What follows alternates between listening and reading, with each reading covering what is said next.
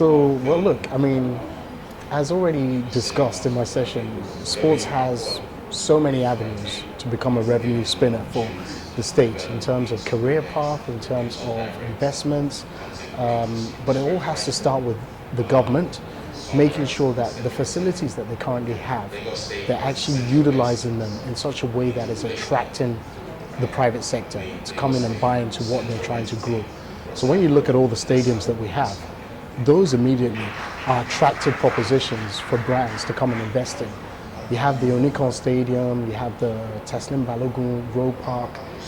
If the state can actually come up with a formula whereby naming rights becomes something that the private sector can buy into, then that is immediate revenue that comes into the state.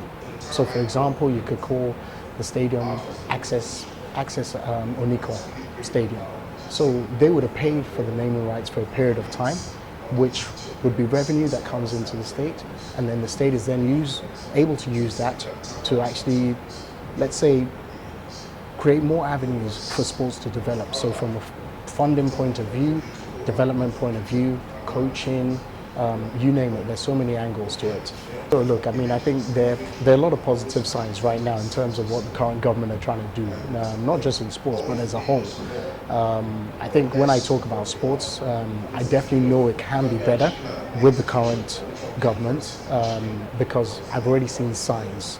Right people are being hired, right agencies are working with the state to actually all achieve the same drive. So 100% the state can do a lot over the next 3 to 4 years, and I hope to be part of that. I would only say that sport is not just for government, it's for everybody. So recognize the fact that your game, your say, you have a voice as well. I believe in a greater Lagos, so sport for me is about your say, your game, you get involved as well.